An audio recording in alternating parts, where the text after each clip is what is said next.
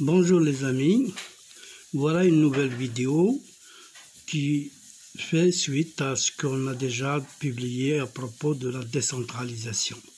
J'ai promis de faire une vidéo sur la régionalisation et la région. Pour cette vidéo, on va parler de la région et de la régionalisation. On peut dire que la régionalisation est un mode d'organisation politico-administratif. Actuellement, il est adopté par de nombreux pays comme système d'organisation décentralisée.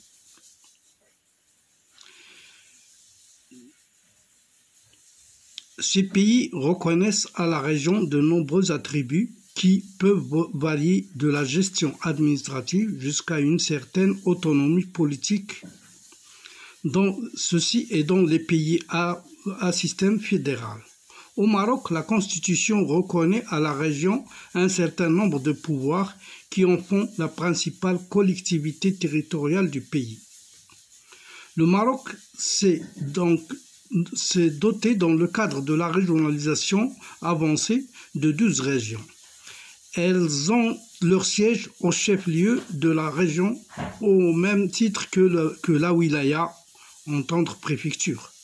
La région est administrée par un conseil régional dont les membres sont élus au suffrage universel. Il est géré par un bureau constitué par un président élu par ses pairs et secondé par des vice-présidents, eux aussi élus par les membres du conseil, ainsi que d'un secrétaire chargé de la rédaction et de la conservation des procès-verbaux des séances et son adjoint. L'élection des membres du bureau dégage généralement une majorité et une opposition, qui doivent en principe défendre les intérêts de leurs électeurs. Le Conseil adopte un règlement intérieur et constitue des commissions permanentes dont le nombre varie entre un minimum de 3 et un maximum de 7. Elles auront pour mission d'examiner le budget et les affaires financières et la programmation, le développement économique et l'aménagement du territoire. Ces 3 commissions principales sont présidées par l'opposition. Le règlement intérieur fixe le nombre des commissions et leur dénomination. Les membres du Conseil ne peuvent appartenir à plus d'une commission permanente. Le Conseil tient obligatoirement ses séances en session ordinaire 3 fois par an, soit en mars, juillet et octobre.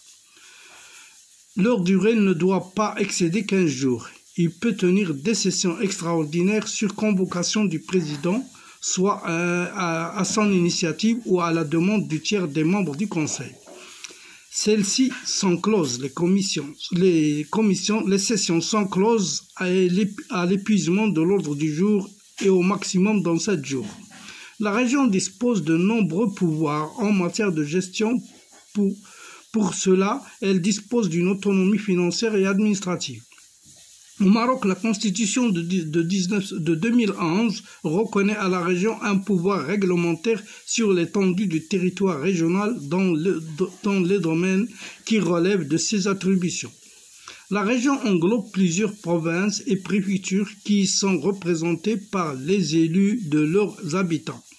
Le wali, entendre préfet, ou son représentant assiste aux réunions de l'Assemblée régionale sans droit au vote. Il a pour mission de veiller au respect de la loi et d'éclairer le Conseil.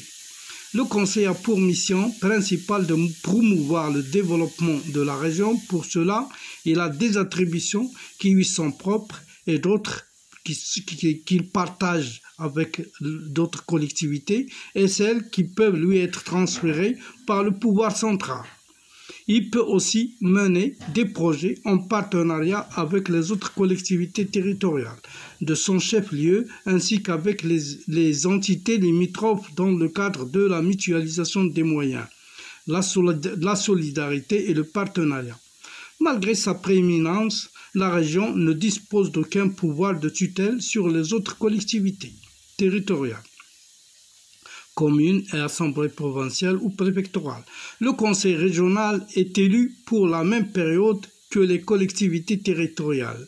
Les mêmes règles en matière d'éligibilité s'appliquent aux membres du conseil communaux et régionaux. La fonction de président de l'Assemblée régionale est incompatible avec les fonctions du membre du gouvernement, du Parlement ou des institutions constitutionnelles. Il en est de même pour la présidence du conseil communal ou d'arrondissement. Le président, une fois élu, doit renoncer à ses fonctions antérieures au sein des institutions suscitées, sous peine de déchéance de sa fonction de président. Voilà pour cette séance.